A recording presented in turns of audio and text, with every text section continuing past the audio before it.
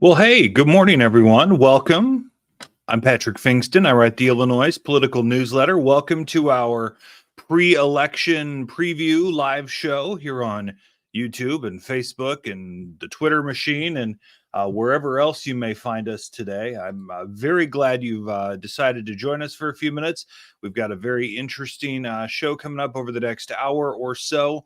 We'll talk to Dan Petrella, a political writer from the Chicago Tribune, Russell Lissau, a political reporter for the Daily Herald, and Brendan Moore, who covers the State House and politics for Lee newspapers.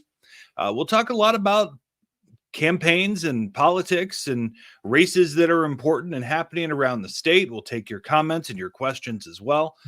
Look forward to having a conversation with you on over the next hour or so, and give you a little sense of the condition on the ground in a lot of these races. I've been around the state over the last few weeks, talking to candidates and previewing some of these races. Our subscribers have gotten inside looks at some of the rumors and rumblings and different things that are happening in the races around the state. There's a lot going on, certainly, and it's there. We'll get into some of these with some depth with Dan and Russell and Brendan, and we'll take your questions as well. But I just kind of wanted to give you a rundown really quickly of the races that we're watching around the state, as my screen did not refresh. Let me remove that and try again.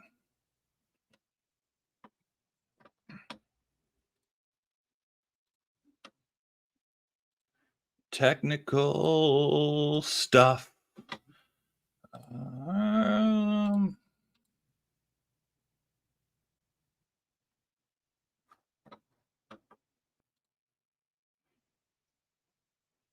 right, there we go. This should work. There we go. All right, so we're following a bunch of campaigns around the state. The big condition is kind of the congressional map is a little bit boring. Especially if you look toward November, as you know, all 17 congressional districts are on the ballot in November.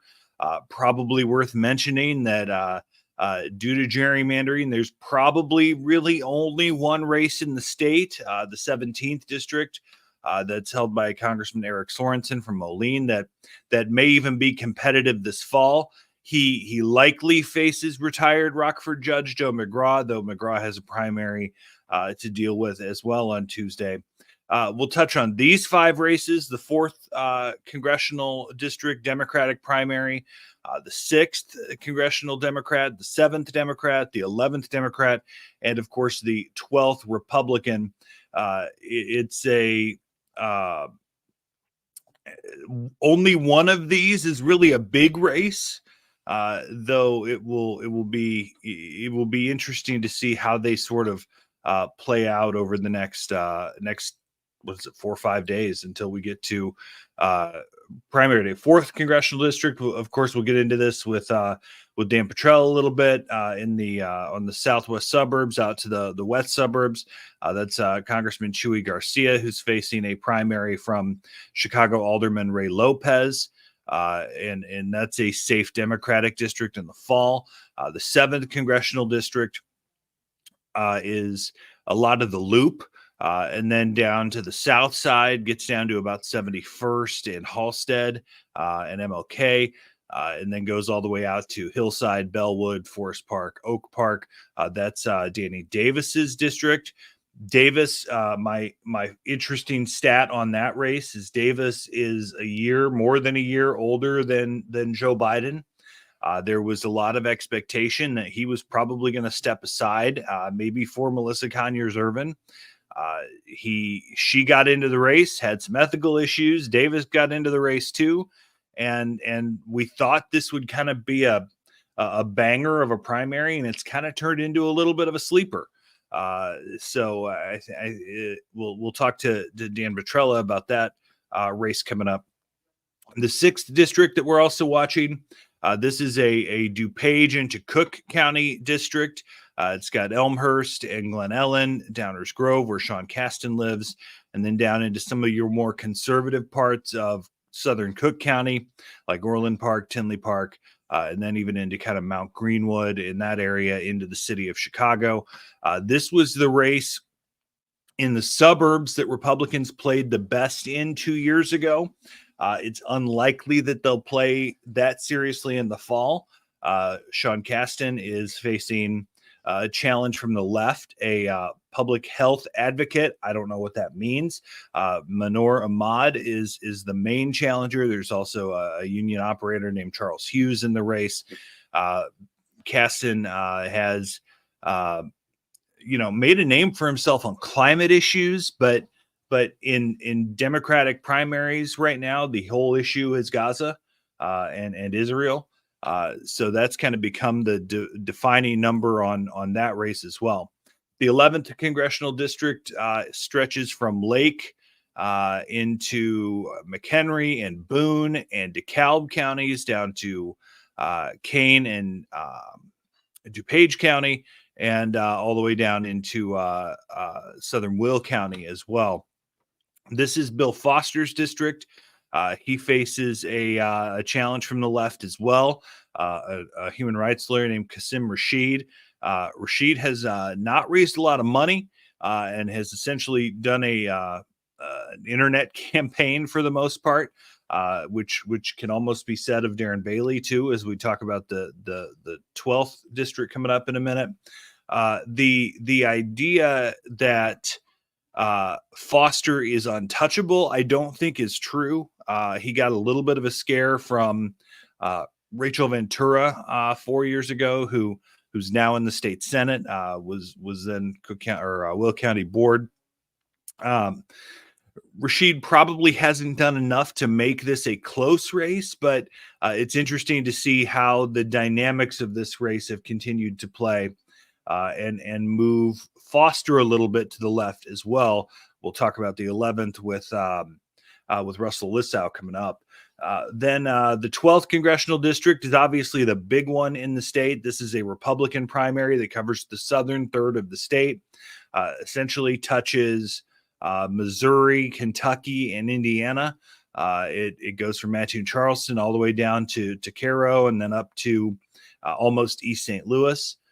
This is Mike Bost's heavily Republican, heavily Trumpy congressional district. He's being faced from the right by former state senator and 2022 GOP gubernatorial candidate Darren Bailey. Bailey has staked his race on the Trump endorsement, being the Trump guy, being MAGA 2.0. And Donald Trump endorsed Mike Bost. Polling will show you that maybe that hasn't had the impact that we thought it would.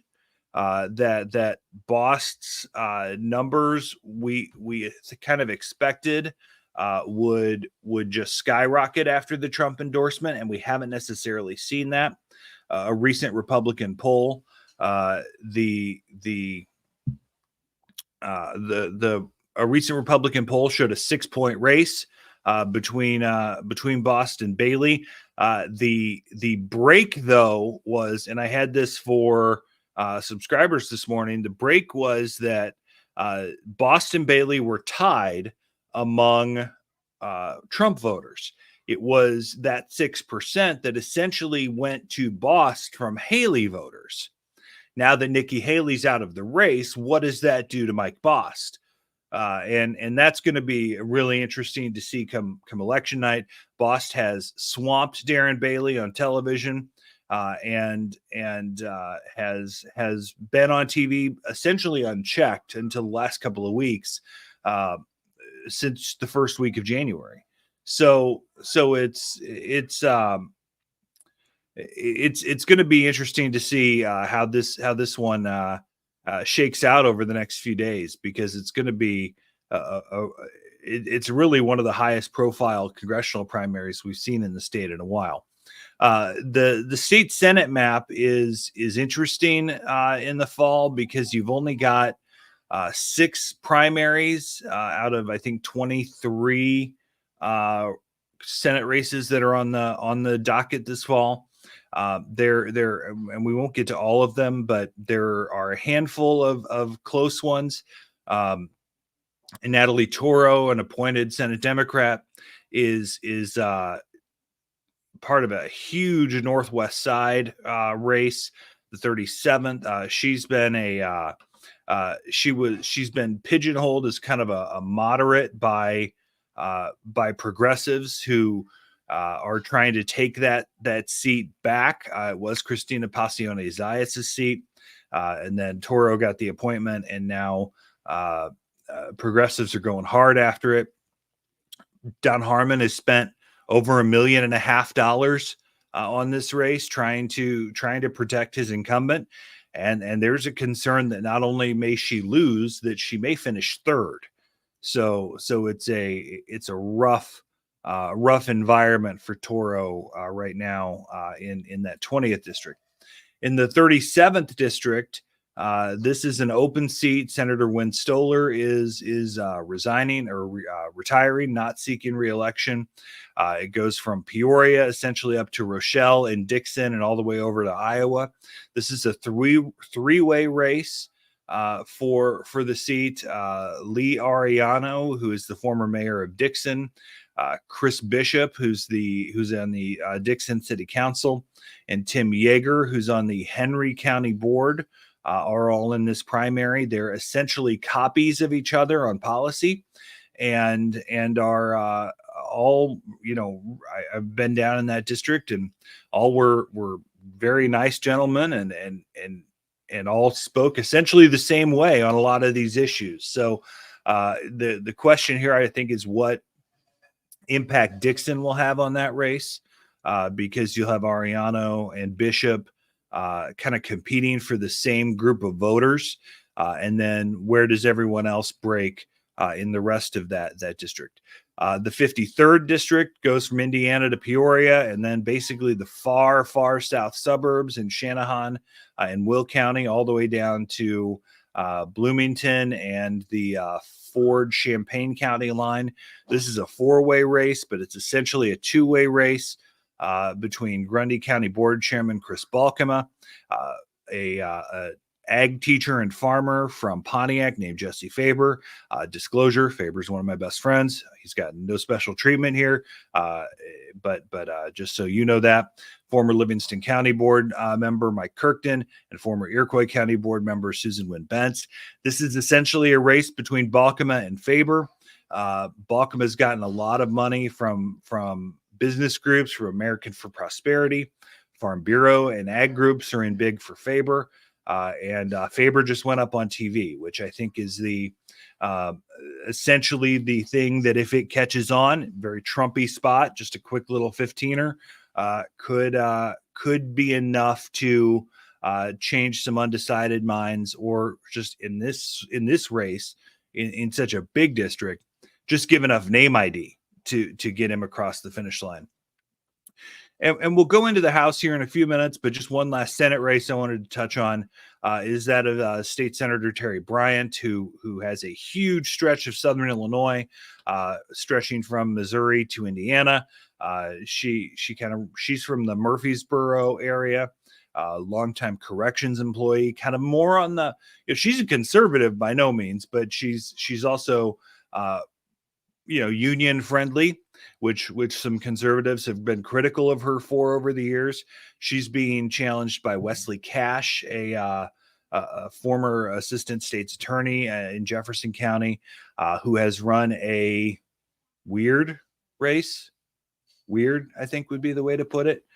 He's been very off-putting to some, and has been an interesting cat, to say the least, in that race. So it's one that we're those are some of the races we're keeping an eye on. We'll get into the House a little bit later, but we wanted to bring in our friend Brendan Moore from Lee Enterprises. That's the Bloomington Pantograph, Decatur Herald and Review, Journal Gazette Times Courier in Charleston Mattoon, formerly the Southern Illinoisan, though your company sold that off. But that would also explain why Brendan has a lot of insight on the 12th district race between Bailey and Bost. So, Brendan, good morning. Happy almost election day. We're getting there. Maybe we'll get some sleep in the next few days. Let's start with Boston Bailey.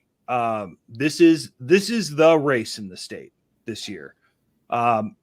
I think the general consensus was that when Donald Trump endorsed, this race was over. It does not appear to be the case. Why? Well, Patrick, quite simply, I mean, Bailey is well known in the district. He really has a high floor. He's popular. He has a following. So I think the race is by no means over. I mean, Bost is certainly the favorite. I think any candidate that would secure the Trump endorsement in that district would be considered the favorite. He obviously has more money. He's an incumbent, so there's an incumbency advantage perhaps. But Bailey is not going quietly into the night. And I think I've seen some polling that shows that it's a single digit race probably. I assume that's where it's probably going to end up. Again, I think most people think Bost probably is still the favorite on Tuesday, but I don't think it would be a surprise if Bailey somehow pulls it out against all the odds. Yeah, of course, there was the M3 poll, which is a Republican outfit last week that showed it a 6-point race, which essentially was polling right on Super Tuesday. So it was a little bit impacted by Haley voters that would have responded to the poll. And I think that's the question: is what do Haley voters do? Because in that M3 poll, it was 43-43 among Trump supporters, but it was like something like 80-12 among Haley voters who were going to Bost. Haley voters, unless they voted early or unless they voted by mail, probably not turning out to the same extent they would have had she stuck around in the race. You have to assume if they're still going to vote, they're going to vote for Bost. But are they still going to vote? And Bost has been all things Trump the last few weeks. Right. I think that's going to be a big question. I mean, just what's the turnout going to be? What's the electorate going to look like? And I think that's going to be a question across a lot of these races, whether you're up in Cook County with the state's attorney's race or whether you're down in deep southern Illinois. Quite frankly, I mean, I don't know about you, Patrick, but I voted earlier this week, and there were not a lot of races on my ballot. There's not a lot of reasons for many. I pulled a Republican ballot in Cook County. There's nothing for me to vote for. Right. But even like, obviously, I mean, if you're in the 12th district, you have that race to vote for. But as you mentioned, I mean, the Republican primary for president is essentially over. There is no governor's race or Senate race at the top of the ticket. There's, again, there's a few of these primaries and smaller races, but the things that bring out a lot of people are not really there as they would be in other years. So you're going to get, I think, a smaller electorate, some of the most dedicated primary voters. And I think the question is going to be, who do they go with?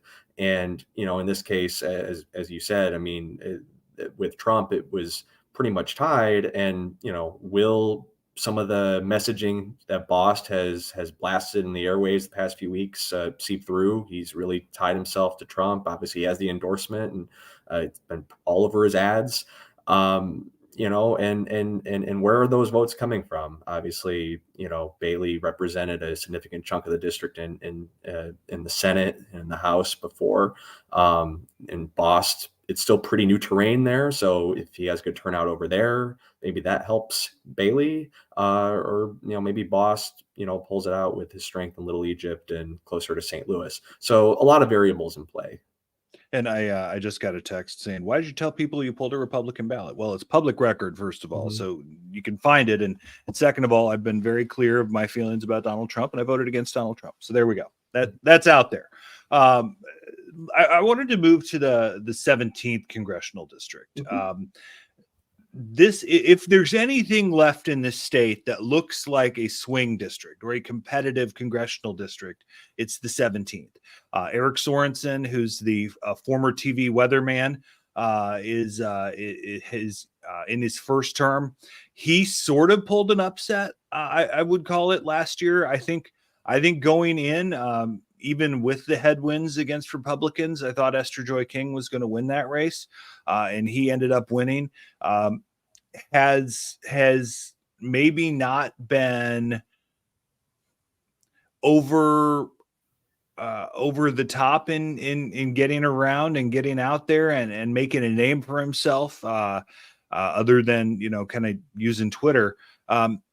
Republicans had a hard time finding a candidate for this seat this time around. When he was about to be speaker, Kevin McCarthy called Neil Anderson, the state senator from the Quad Cities, and asked him to run. And Anderson said no. There were entreaties to Tony McCombie and to Dan Brady and many others that we heard of.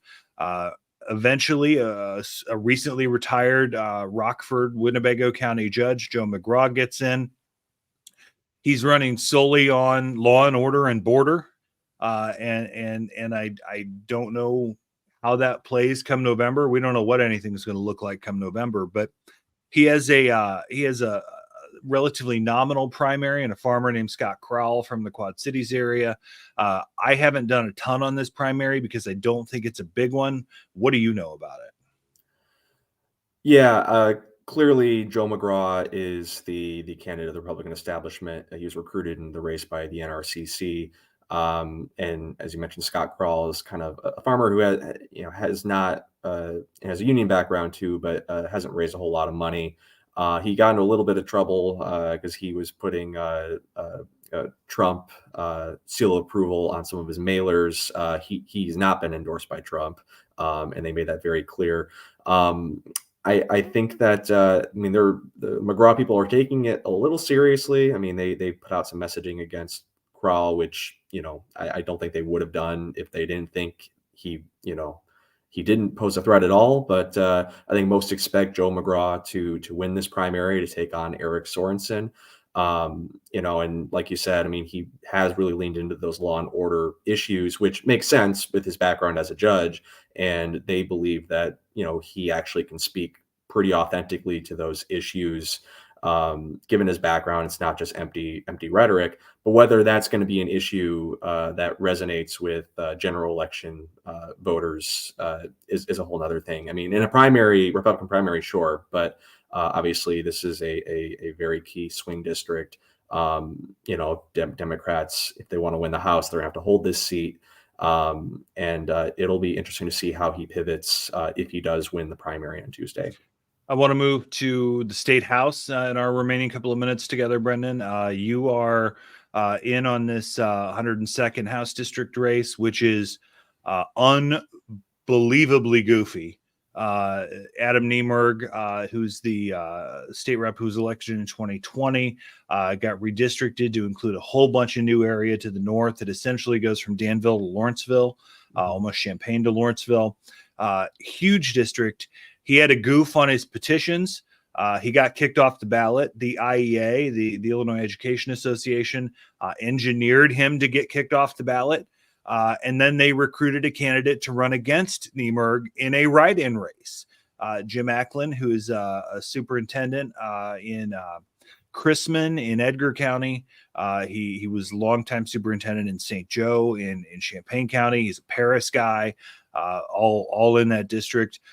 Full disclosure, I worked on Acklin's 2016 House race. Know him, love him. He's gotten fair treatment from me as everyone else has in this race. But IEA has dumped a crap ton of money, and I think that's the official number, is a crap ton of money into Acklin on this race. And the reality is we don't really have any idea what to expect, do we? No, we really don't. As you said, Patrick, I mean, it's unprecedented. I don't know if I've ever seen a race where the incumbent, the only person that was going to be on the ballot, gets knocked off the ballot. So the only chance in a primary of somebody winning is a write-in campaign. Again, Niemerg, if he had gotten his paperwork right, he would have been unopposed, and we wouldn't even be talking about this. But the teachers unions, IEA, the Federation of Teachers also involved a little bit with some money. They recruited Ackland into the race, and they're going to make it difficult for Niemerg. Either candidate, if they want to win, would have to get at least 500 votes, which is the minimum signatures you need to get on the ballot. So, and again, it's going to be a low turnout primary, but obviously the unions are very good at organizing and, identifying voters and getting them out. So that may advantage them. But again, Niemerg has kind of rallied the troops, if you will. I mean, he's gotten the endorsements of most of the county party chairs, and he's gotten a little bit of help from some outside groups who've tried to counteract some of the union messaging in this race, because the unions have just poured a ton of money into this race and into Blaine Wilhauer's primary as well. No one really knows, and we're not going to know probably for a few weeks who wins this race. I mean, it's a large district. I mean, I believe 12 counties. So they each got to count and they got to certify. And if it's close, there could be challenges because, it's not an exact science when you are identifying a name. So really, it's going to be wild. And it's going to be the teachers unions really want to teach a lesson to Niemerg and to Blaine Wilhauer. And we're going to find out if they're successful in that. There's another completely outside thing here, which we may be talking about after election night, is Ackland's votes don't count in Jasper County, which makes up 11% of that district. If it's close at the end, if I'm Ackland or IEA, and Lord knows they don't listen to me, but I'm filing a lawsuit like day after the election to count those votes, because everything in a write-in race counts about intent. So you don't want to disenfranchise voters, and I'll bet you find a judge somewhere that goes along with that. This could be tied up in court for months. 100%. And there was one county that Niemerg didn't get on the ballot as well, but it's pretty nominal. Yeah, it's Douglas County, but it's the difference in like 80 votes in Douglas County and 11% of the district in Jasper County. Absolutely. No, I mean, I think that, again, it just adds to that degree of uncertainty about the results of this race. And I mean, just talking to people on the ground, I mean, nobody really knows what's going to happen. I think some people may say, oh, well, Niemerg is an incumbent. People know him. But as you said, the district is fairly new to him because of redistricting.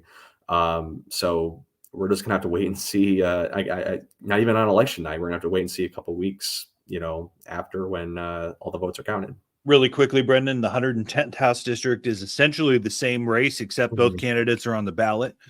Matt Hall, who's a prison guard, is facing State Representative Blaine Wilhauer, who's another Freedom Caucus guy from the Effingham area. This is essentially same messaging, same ugliness, same Freedom Caucus wants to the teachers unions want to slap the Freedom Caucus around.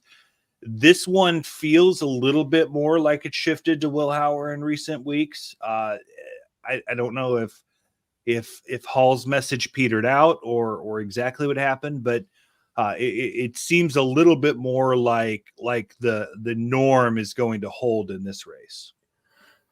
Yeah, I mean, I think the fact that he's on the ballot really, he'll have an incumbency advantage, and he has pretty widespread support among, the powers that be in the district, the county party chairs, and all the local officials. I mean, Matt Hall is kind of an interesting candidate. I think Representative Wilhauer has tried to obviously paint him as a shill of the teachers unions. He's kind of hard to do that. I mean, if you talk to him and you see him, he just looks like a regular guy in the district. He's a corrections officer. So it'll be interesting to see if his message gets through. Because he's in both these races, these candidates that are challenging the incumbents are basically saying, we're conservative, but we're friendly to public education. And also we think that, you have to compromise sometimes. You have to work with the other side. You can't just, like, you can't just say, just scream and, shout and not get anything done for your district, which they would say, Representative Wilhour or It's Representative. just the forte of the Freedom Caucus. Right. Right. And then real quick before we let you go, I didn't make Yeah. a slide for it, but the 88th district, Dan Calkins is leaving the legislature. He's another Freedom Caucus guy. His preferred candidate is Regan Deering, who's the heiress to the Andreas ADM family. She ran for Congress 2 years ago and lost to Nikki Budzinski. She faces Chuck Erickson, who's a McLean County board member, former McLean County Republican Party chairman. I've known Chuck for a long time. The 88th is a Bloomington to Decatur district, and it's more Bloomington than Decatur. So even though Deering has a really large fundraising advantage, does Erickson have a chance here with the McLean County advantage? Absolutely. I think he certainly does. The fact that he's been around as long as he has the endorsements of Dan Brady, Bill Brady, a bunch of the some of the GOP favorites up in McLean County. I think that'll work to his advantage. He also got some headlines a few months ago when he sponsored an ordinance regarding migrants in McLean County. Basically said no funding to migrants if they come to McLean County. It was voted down and kind of condemned as kind of political opportunism, but it probably got him some good headlines for Republican primary electorate on a very timely topic. But yeah, obviously Deering has the money. She also has some name ID from her run for Congress. She has the endorsement of Dan Calkins. It's it could come down to Decatur versus Bloomington, but obviously Deering has been able to spread some of those resources and work the district a little bit more than Chuck Erickson has, given that disparity. It'll be interesting to see how that one shakes out. It's another one where Erickson, conservative guy, but also has shown an ability to work with Democrats and has said he would do that, whereas Deering appears like she would be more in the mold of Dan Calkins and some of the Freedom Caucus. She's gotten some support obviously from him and from some other Freedom Caucus members too. Brendan Moore, Lee Enterprises, Bloomington Panagraph, Decatur Herald and Review, et al. Appreciate your time, my friend. I know you've had a busy week at the State House, so thanks for taking some time for us this week on a Friday morning. Yeah, always happy to be on, Patrick. All right, we'll talk to you soon. Thanks so much to Brendan Moore for joining us as we maybe shift our attention northward. Bring in Dan Petrella, who is a political writer for the Chicago Tribune and our friend who's been covering some of these big races around the state. We wanted to talk two congressional races and one state Senate race with Dan. Dan, before we get into the specific races, I guess other than the what are you hearing question, it sounds like turnout's going to be bad. What are your expectations come election day? Yeah, it just for some reason there doesn't seem to be a ton of voter interest in the election this time. I'm hopeful, just as a fan of voting and democracy, that I'll be proven wrong on Tuesday. But despite the fact that there are some really interesting races on the ballot, it seems like voters are not really yet engaged, and I don't know if that's any indication of just apathy about lack of choices on the presidential part of the ballot or what exactly, but we've got a pretty heated state's attorney race here in Cook County. In Chicago, there's the real estate transfer tax referendum, which has been a big deal, but it's going to be really interesting to see what that final turnout number is. All right, so let's get into some of these. I'll pop up on our screen the 4th congressional district. This is a nice gerrymander to make a pretty heavily Latino district. Runs from Franklin Park, Melrose Park, North Lake, all the way around to Hinsdale and LaGrange, so they can stuff some Republicans into a heavily Democratic district, and then around to the southwest side and down to Cicero, Burbank, etc. This is the district held by Congressman Chuy Garcia. He is facing a challenge from Ray Lopez, the Chicago alderman, who has an interesting reputation. He was a big thorn in the side of Mayor Lightfoot. Greg Pratt's new book told the story about a conference call between Lightfoot and mayor and alderman when the city was having the riots in 2020, and the F word was used from Lopez to Lightfoot. I don't know that matters in this race. Garcia, didn't have a lot of success in his run for mayor last year. What's the condition on the ground as you understand it? Yeah, it's a district that was drawn. Obviously, this is a new iteration of it, but originally crafted back in the 90s, I believe, to really try to ensure Latino representation in Congress. It was Luis Gutierrez for a long time who kind of handed the seat off to Jesus Chuy Garcia. And this is the first time Congressman Garcia is facing a primary challenge. And it's really interesting coming from Alderman Lopez, who also himself flirted with the idea of running for mayor last year before he pulled out of that race. He is, Chuy has really established a reputation as sort of a progressive standard bearer. He's helped a lot of other progressives come along, even, down to the state legislative level. He backed some successful candidates. He candidates that he backed who primaried Democratic incumbents in the state house last election were successful in several instances. So, he's got a good base of support within the district. Alderman Lopez is further to the right, toward the center, depending on your perspective on things.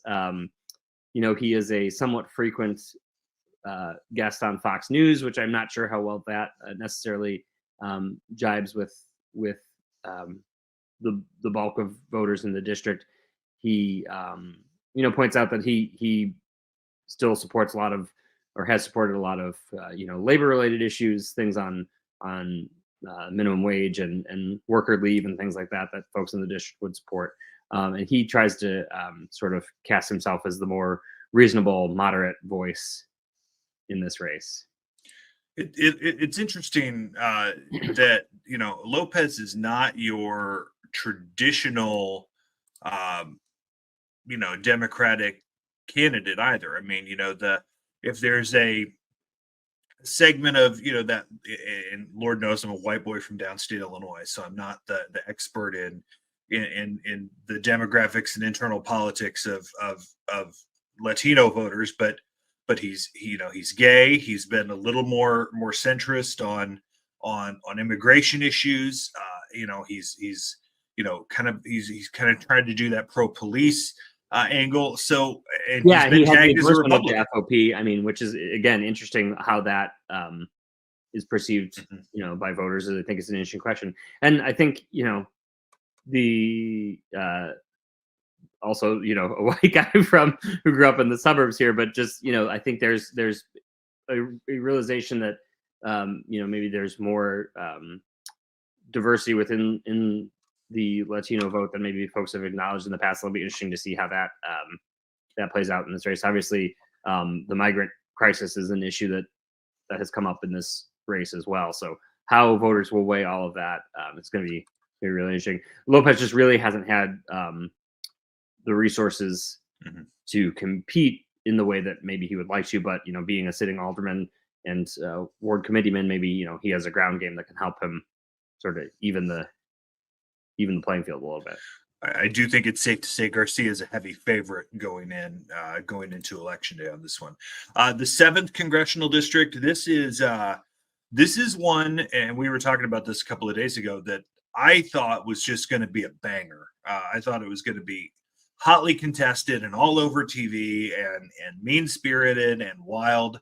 It's a heavily African-American district running out to the west suburbs, then down into the Loop along the lakefront, and then south down all the way to like 71st. It's represented by Congressman Danny Davis, who is an institution. He's actually more than a year older than Joe Biden, which the age issue could have been at play in this district. we thought, at least I thought, and maybe I'm an idiot here, but I thought Melissa Conyers-Ervin was primed to really compete in this district. She's really had a rocket from state rep to city treasurer. Obviously, her husband is an alderman, so there's a built-in network there. She's run herself into some ethical issues. Keena Collins gave Davis a bit of a scare 2 years ago. Corey Marshall's a former Pritzker aide, so you've got some quality, at least popular candidates in this district, but nobody has really seemed to catch on. And I'm getting the sense that Davis is in pretty good shape here. What's the and you wrote a big preview on this race, so what's your understanding and expectation in this race? Yeah, and I'll say you can read that hopefully tomorrow in your Chicago Tribune and on chicagotribune.com, working on some final edits right now. But yeah, I kind of expected this to be a little bit more of a barn burner as well. I think Conyers-Ervin has outraised Davis, but it hasn't been it hasn't gotten her on traditional broadcast and cable TV, which would be helpful to have in a race like this, where you're going against an incumbent who is running for his 15th term.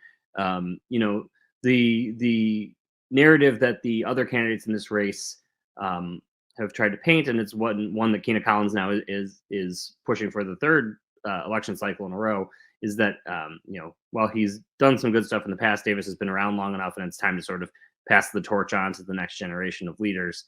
One of the things that's been surprising to me is, after her strong performance last time, Collins hasn't raised much money this time around. I think less than $100,000. She did have this fundraising concert with the Strokes last week, but the receipts from that have not come in yet. So hard to tell whether any of that money is going to come in time to help her before Tuesday. Conyers-Ervin, like you said, just about a month before she made her bid official, my colleague Greg Pratt, who you referenced earlier, got a hold of this whistleblower complaint letter alleging things like using public employees to plan her daughter's birthday party and work as her bodyguards, and trying to sort of strong arm allegedly BMO Harris Bank, which is a holder of city deposits that her office oversees, into issuing a mortgage on a building that houses her husband's 28th Ward aldermanic offices. And she's really tried to sidestep directly answering questions about those allegations. She's denied wrongdoing. She has, acknowledged that she had conversations with BMO Harris, but said everything was above board. And really, I think that sort of took some of the wind out of her sails, maybe. And there's also this dispute about whether Davis told her that he was not going to seek another term. She says he did. He says he didn't. I have not seen any sort of email exchange or written proof that could, prove who's telling the truth, or if the truth is somewhere in the middle. Well, and the way she got into the race, with the exploratory committee, and really kind of acted like she was in the race before she was in the race, really kind of gave you the sense that she thought she might be running without Davis. Yeah, and she has said, and she told me in an interview recently when I sat down with her at her campaign office, that they had multiple conversations where he had indicated that he was not going to run again. He says that that's just not true. So again, it's one of those things where unless you had a time machine and you could go back, or somebody recorded the phone call or something, there's no real way to prove who's telling the truth there. But regardless, I think what's going to be interesting to see is sort of how the vote gets divided up here. Is it that from Keena Collins' perspective, the way she sees it is that Conyers-Ervin is likely to siphon off some of the more moderate and older Black voters who are likely to vote for Davis if Conyers-Ervin wasn't in the race. Whether that leaves enough, whether that's true, first of all, and whether that leaves enough of a share for her to come out with, the Collins to come out with the plurality and end up on top, remains to be seen. I think, she got a big boost last time from the Justice Democrats, group probably best known for backing Alexandria Ocasio-Cortez in her initial run for Congress in 2018, I believe. They spent almost $400,000 on ads for her in the closing weeks of the primary back in 2022. and they're not spending money on her behalf in this race. And that really, I think, helped get her name out there. She's been in the district now. This is her third cycle, knocking on a lot of doors and all that, but that just doesn't have the reach that paid advertising does. Yeah, I mean, I think this is kind of one of those races that it seems like Davis is the favorite just simply out of default. But my guess is, and there are a lot of people who I've talked to. I haven't spent a lot of time in that district by any means, but I think that there's a sense that Conyers Irvin could win. I haven't seen any polling, but I get the sense that a lot of people think Davis is the favorite going in on that one. Yeah, and when he comes out with Governor Pritzker and Tony Preckwinkle and Mayor Johnson and Harmon and Welch, and and not all of them necessarily, any of them are going door to door for him or anything like that. But when you have pretty much the whole firmament of the Democratic establishment in your corner, I think it's easy to see why he might be considered the favorite. I mean, yeah, but is he capitalized on it? I mean, is there? I mean, I haven't seen any mail that capitalizes on that. I mean, you can't put him out there. I mean, they couldn't even take campaign photos of him. I mean, there was that little mini scandal where they had to use AI because they were concerned they could even get a quality photo of him. I mean, it's just it's a really weird campaign that's not running like your traditional incumbent or favorite. So yes, and he's also faced some criticism for, like, right before the deadline, doing some paid communications from his congressional office. Mm-hmm. I think there was even one TV commercial that might have aired during Monday Night Football at one point, back toward the end of last year. So yeah, it's been a weird, interesting race, one where I expected to see a lot more of all the candidates out there, but they're all going to be at a forum tomorrow morning at CTU headquarters, where they're going to be facing questions from students. So it'll be interesting to see what those kids want to hear from their potential representative. That should be fun. All right, one last race I wanted to touch on with you, Dan, and that's the 20th State Senate District on the northwest side. This is the seat that was Iris Martinez, then was Cristina Pacione-Zayas. Iris Martinez got elected circuit clerk. Pacione-Zayas went to join the Johnson administration. They appointed Senator Natalie Toro, who's a former third grade teacher in CPS, to the seat over the objection of progressives. They wanted Graciela Guzman, who worked for Pacione-Zayas in her district. This is the opposite of the 7th congressional. This has been expensive and wild and mean and a little bit over the top. What have you seen on this race? Yeah, it's interesting. It obviously on the federal level there are much tighter campaign finance restrictions, which make things a little tougher in terms of raising and spending money, at least directly for candidate committees. But this state Senate contest has been more expensive than that 7th congressional race. It's also sort of become this interesting proxy-ish battle between Senate President Don Harmon and his political operation and the CTU, which is backing Guzman. It's been, I know colleagues who live in the district have been flooded with mailers for months now. And it's going to be interesting to see how it shakes out. I don't have a strong sense of sort of, what the most likely outcome would be. I think it is interesting to see how the Senate Democrats will spend, really large, over $1 million, I believe, from Harmon and related campaign committees. After in-kinds, it might be pushing 2. I mean, yeah. It's definitely over $1.5 million in cash.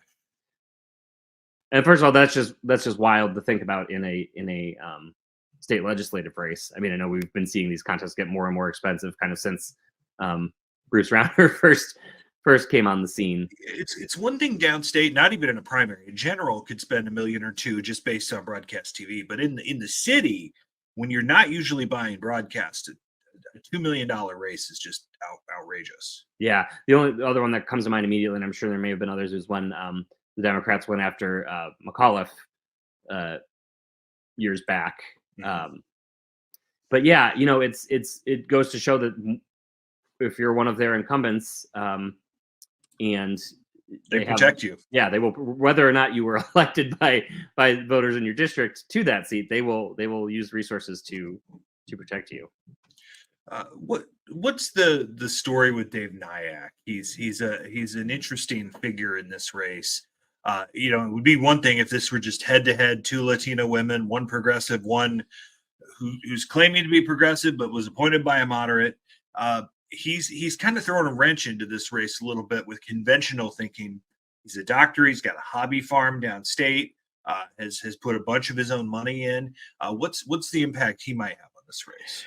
Yeah, I guess that's a good question. The question is whether there's a lane for him, and if it's who he sort of siphons off more votes from, right? Does he do maybe some more moderate voters gravitate toward him, or is he more attractive to progressives in the race who might otherwise vote for Guzman? I think these primary races, when they get crowded, it gets kind of really hard to, and there's not good polling, and even in some of these congressional races, let alone state legislative races, so it's really hard to get an indication. But I would think Toro has been very aggressive about promoting what she's done in the time she's been in Springfield. They get press releases from the Senate Democrats about just about every bill she sponsors and things that she does. And I know she was catching some flack the other day for I believe it was her Twitter account. One of her Twitter accounts used a photo of her standing with the governor, which was not. It was a text blast, yeah. Yeah. Oh, a text blast. Yes, that's correct. Yeah, where he was not endorsing her. It was just they happened to take a photo together at an official, public side event. So I think it's going to be an interesting indication too. I think of sort of how the progressive cause is going in Chicago, and whether progressives can continue building on the success that they had with Johnson, or whether voters in that area especially are going to kind of tack more toward the middle and stick with Toro. I've reported in recent days that Senate Democrats are not only concerned that Toro will lose this race, but they're concerned that she could finish third. So that would be a big embarrassment for the Senate Democrats if that were to happen. And a big use of resources that they might need to protect incumbents in general election campaigns in the fall. Less of a concern for the Senate Democrats on that side, but yeah, definitely would be some grumbling internally. Dan Petrella from the Chicago Tribune. Read his stuff in your Trib and online. And Dan, always appreciate the time and insight as always. Good to talk as always. All right, thanks to Dan Petrella for joining us. Always appreciate his insights and taking time to sit down with us. We've got a downstate perspective from Brendan Moore, a city perspective from Dan Petrella. Let's get a suburban perspective. On to a couple of suburban congressional races now, and we're pleased to welcome Russell Lissau. He's a political reporter for the Daily Herald, the suburban newspaper that covers a lot of these big races. Russell, thanks for the time. I wanted to start just kind of big picture in the suburbs. You have a couple of these congressional primaries. The presidential race is a snoozer, of course, on both sides, especially now that Nikki Haley dropped out. You don't have a ton of hot legislative primaries. It seems like it's going to be a little bit sleepy in the suburbs. Is that fair to say? Yeah, I think it might be. There are, of course, going to be some very interesting congressional races. But for the primary, there don't seem to be too many contested races that are going to be hot ones. So let's jump into the 6th congressional district. This is the one represented by Sean Casten from Downers Grove. It's an interesting map if you look at it, because you go from Elmhurst and Lombard and Oak Brook and Glen Ellen, Downers Grove, kind of cuts across into southern Cook County. You get Orland Park, Tinley Park, and then into the far southern parts of the city, like Mount Greenwood, that area. It's a district that maybe 10 or 15 years ago you would have thought would have remained heavily Republican, but DuPage County has changed so much, Russell, that this seems to be a really safe seat for Democrats. Are they still taking it that way, or do Republicans? They gave it a run with Keith Peacock 2 years ago, but this seems like a tough race for Republicans to make an end run. Yeah, there is a Republican candidate, but she's running unopposed in the primary and isn't putting a lot of money into the race. Doesn't have to yet, but there doesn't seem to be a lot of money behind her. This is a safe blue seat. Let's look at the Democratic primary then. You mentioned blue seat. Joe Biden won it by 11 points in 2020. Kasten, of course, is the incumbent. He's being challenged from the left by Manur Ahmad, who is a public health advocate. I don't know what that means. Maybe you've got a better understanding of that than I have. Charles Hughes is a union guy. What's the topic? What are the topics? What have people been focused on in this race? Israel, Gaza, and Palestine has been, at least publicly, the defining issue in the race. It is Manur Ahmad's primary issue. It is holding up her campaign, and she is one of those candidates coming at the incumbent from the left, particularly on the issue of Gaza. She is pro-Palestinian. She has called Israel's actions in the war against Hamas genocide. There have been protesters at debates featuring them as well as featuring candidates in the 11th district, which is a neighboring district, that have been strongly anti-Israel, and she has been their favorite candidate. Kasten has not been super engaged on that issue, at least publicly. I mean, it's not like Brad Schneider, who's of course Jewish and has been heavily pro-Israel, anti-Hamas, and I think let's be clear, there's a difference in opposing Hamas and Palestinians. There's a difference there, of course. Is the complaint that Kasten's position just is not liberal enough for them? I don't know if it's not liberal enough, because there are plenty of people on the left who support Israel.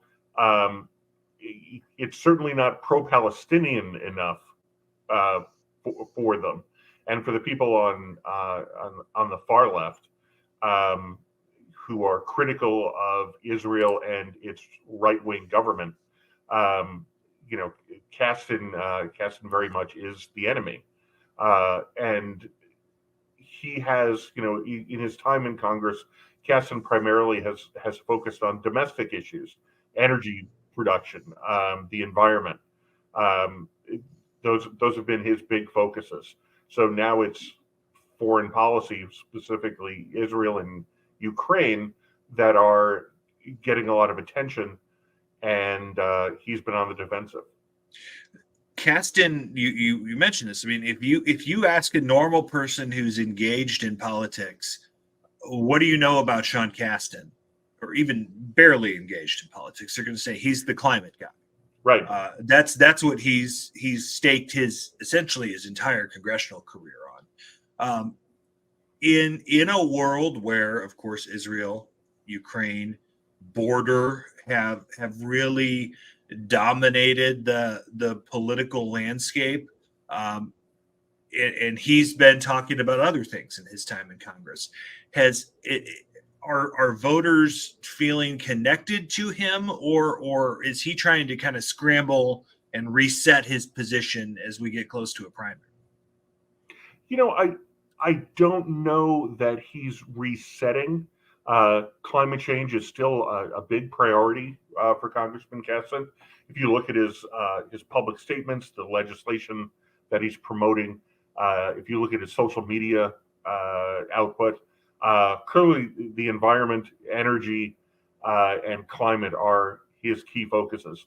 But he, like every lawmaker in Congress, is being called out on Israel, is being called out on the border, is being called out on Ukraine, and they have to be public. They have to, especially those facing primaries, right?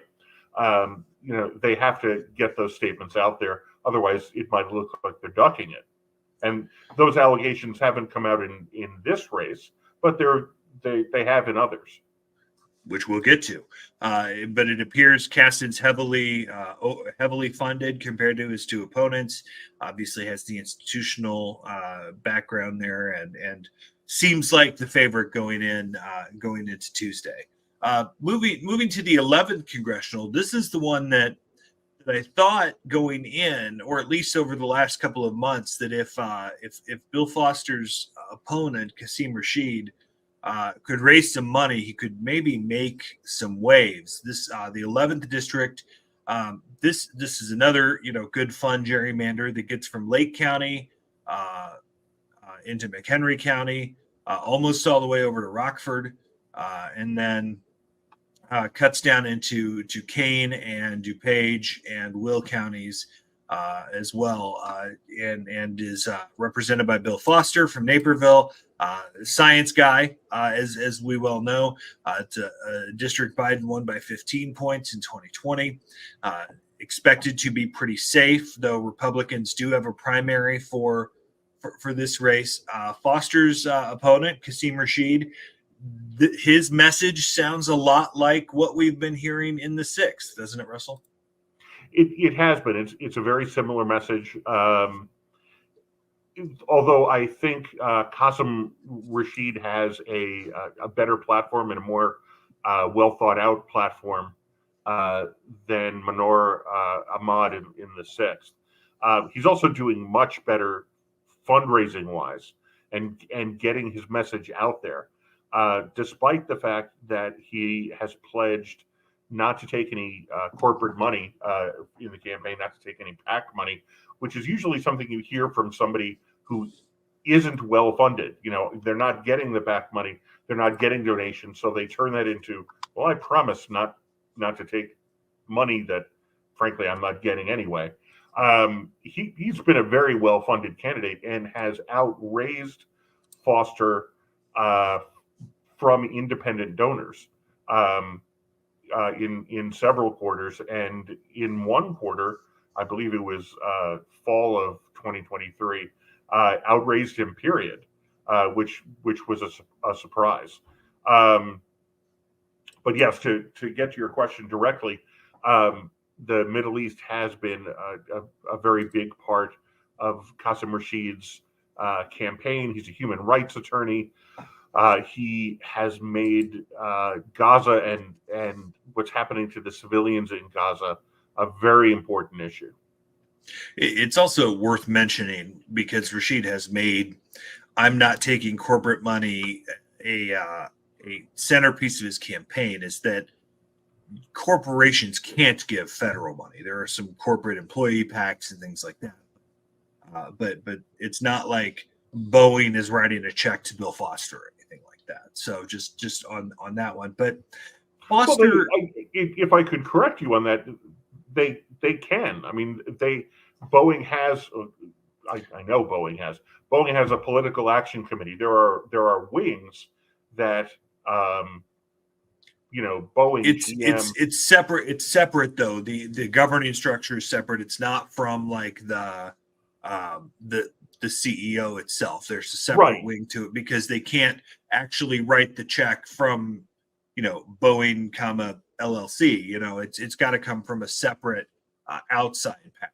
It's a separate organization that represents Boeing's interests. Correct. Not to be picking on Boeing over and over again, but just the example. But, right. The Foster too has kind of run into some issues where he has almost maybe tried to have it both ways on this issue, and Rashid's kind of jumped on that. What have you seen? Well, Rashid came out early criticizing Israel, but I should say also criticizing Hamas and calling the Hamas attacks of October 7th what they were, terrorist attacks. But he has been out front saying there should be an immediate unconditional ceasefire, that Hamas should release its hostages and Israel should release its Palestinian prisoners, that what's happening to the innocent civilians in Gaza is just terrible, that this is a humanitarian crisis, etc. At the beginning of the campaign, Foster had stood up for Israel and its right to defend itself, and was not calling for an unconditional ceasefire. But over time, and as this war continued and continues, as you know, it's still happening, there's no signs of it letting up, Foster joined the ranks of those a little bit to his left, I would say. And he's not the only moderate Democrat who's done this, who has said enough is enough, this war needs to end, and there needs to be a ceasefire. Let's be real here. Bill Foster's not Mr. Personality. He's pretty milquetoast. He's a scientist. He'll tell you that he's not the character of excitement and interest in politics, but he's had these scares from the left. Rachel Ventura gave him a little bit of a run. I think it was 4 years ago. She's now in the Senate. Is there some concern from Foster's side? I've heard from DC folks that his polling is fine, but is there concern from the Foster folks that he's in any trouble being challenged from the left here? I haven't heard that from the Foster folks, that they're concerned.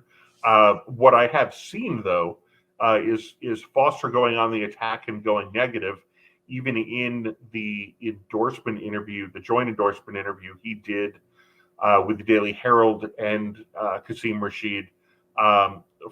Foster took some punches, threw some punches, I should say, at Qasim about a variety of issues: his residency, his past runs for Congress in Virginia, his stances on different issues. There's this saying that the only candidates who go negative are ones who are worried about losing. If you can stand alone on your record, it's usually a sign that you feel like you've got the race in the bag. On the Republican side in this race, even though it's going to take probably a seismic shift in the political landscape in this state for it to be competitive, you've got three Republicans: Jerry Evans, Susan Hathaway Altman, who I've met before and found her lovely. Don't know how that translates into a congressional race, and then Kent Mercado, who's a doctor running in that race. Evans is perceived to be the favorite. You've talked to all of those Republican candidates. Who stands out to you?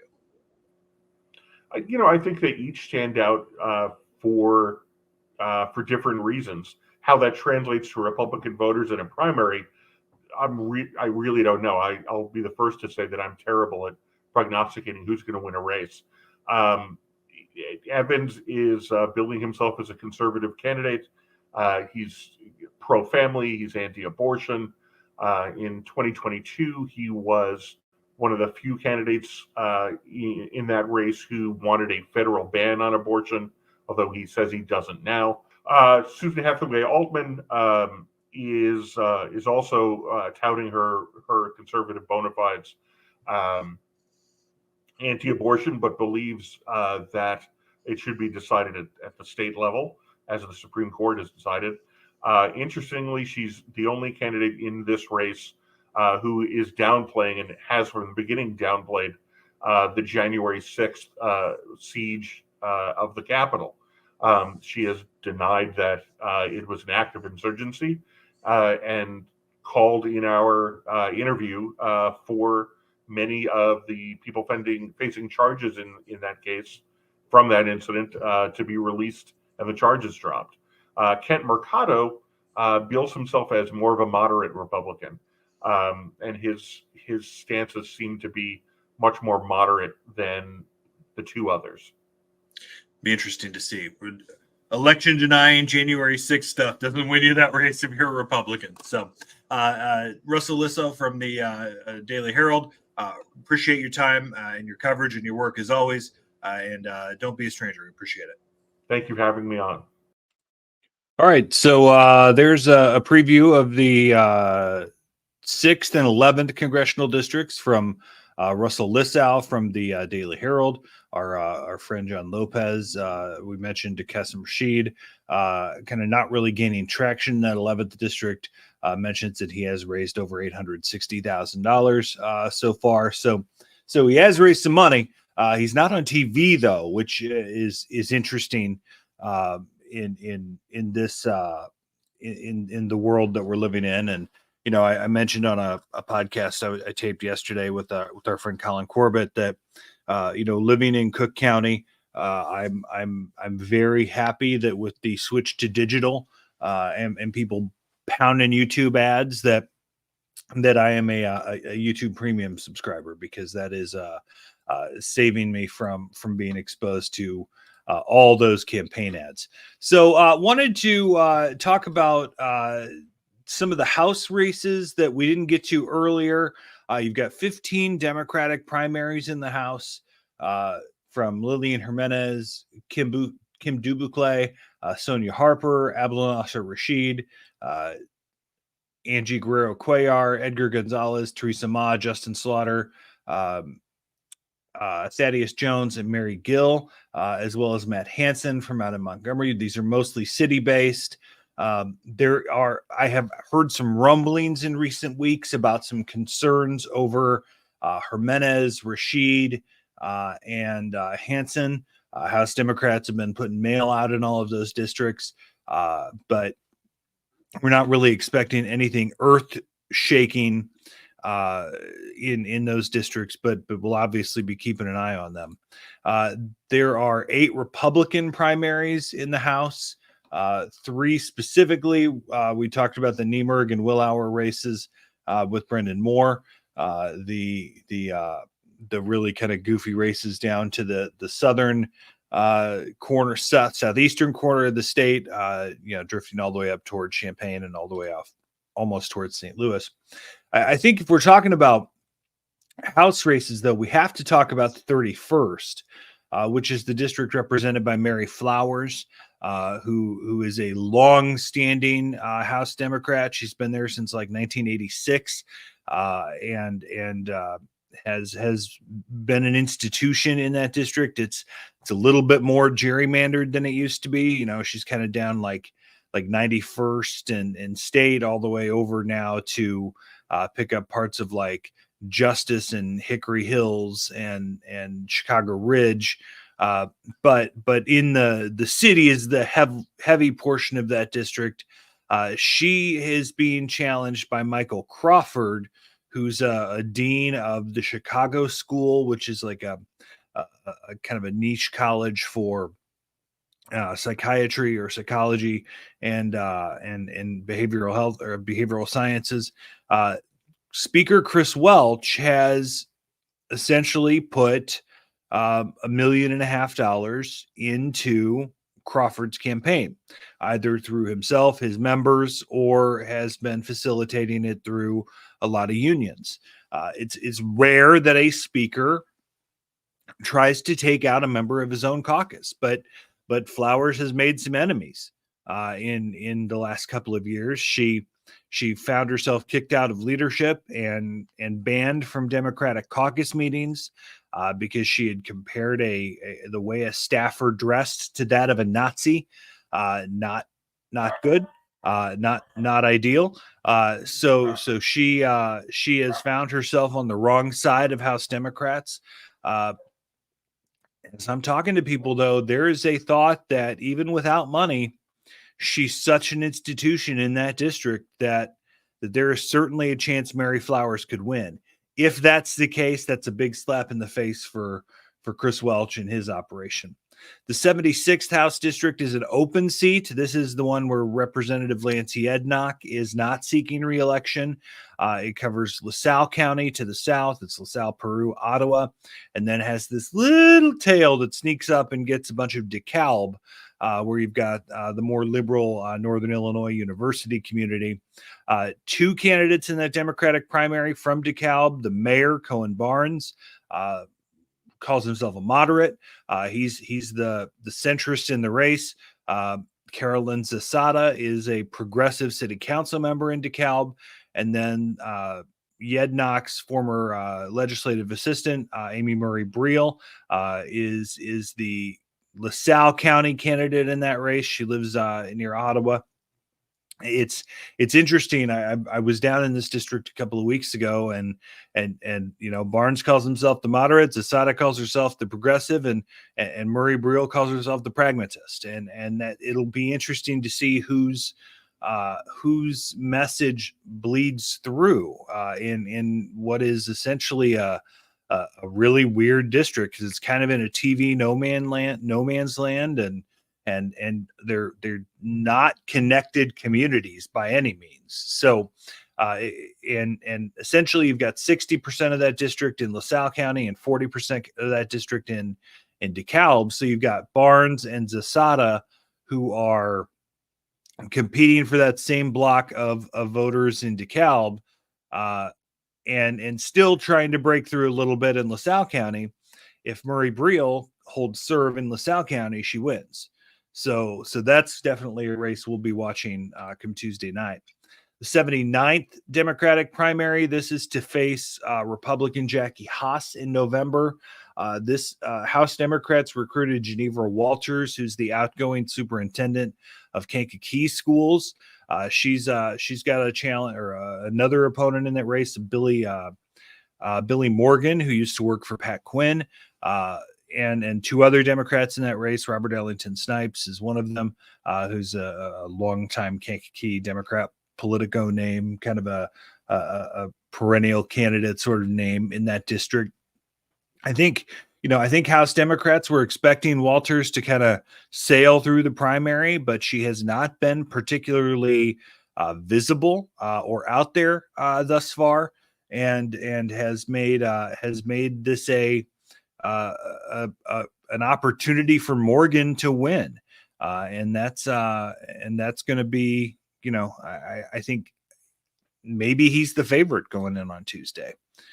We'll keep an eye on that one. And on the Republican side, we talked about the Niemerg race and the Willauer race. One other one worth touching is the 116th State House race. This is the one represented by Dave Severin in far southeast Illinois, Mount Vernon, Benton, Fairfield area. Severin is I don't know that he's even moderate. He's really kind of just a governing wing Republican, and he's being challenged from the right by Angela Evans. She hasn't really caught on, but has made some waves in the last couple of weeks after running a pretty blatantly racist radio ad using mariachi music and fake voices, and basically trying to make Dave Severin look like he supports open borders. It was pretty ugly. It felt a lot like that old Jeannie Ives ad in her race for governor, just using foreign people instead of gay people, if that makes sense. And then she also ran into some hot water recently after she publicized an endorsement from a police chief who, during his campaign for sheriff in I think it was Franklin County a couple of years ago, it came out that he had been convicted. This new now police chief had been convicted in a cross burning incident some 30 years ago down in Southern Illinois. So, racism against Hispanics, racism against blacks, not always a good look when running for public office. So I think Severin's expected to win that race, but Evans has certainly made it one that people are paying attention to here in the final week. So a lot of stuff going on around the state. We've been on for a long time. Appreciate you sticking with us. There's a lot to talk about, of course. Stick around here if you aren't currently subscribing to our YouTube. Click the subscribe button, hit the little notification bell. We're going to be back Tuesday night with a special kind of ongoing coverage show of election night results. We're going to talk heavily into the congressional races and the legislative races, which, your TV stations never get into the legislative stuff. We'll have a rotating panel of people on both sides of the aisle, some journalists as well, that we would love to have you join us and join in and be part of the conversation. So we'll have that out for subscriber or for our readers to see, and we would love to have you join us on Tuesday. So thanks so much for joining us. Have a great weekend. Avoid the mail as it continues to fly toward your house, especially if you live in the 20th Senate District. Reduce, reuse, recycle, right? Thanks so much for joining us. Have a great weekend. We'll talk to you Tuesday on Election Day. Keep reading the newsletter, theillinoise.com, and we'll talk to you soon. Have a great weekend, everybody.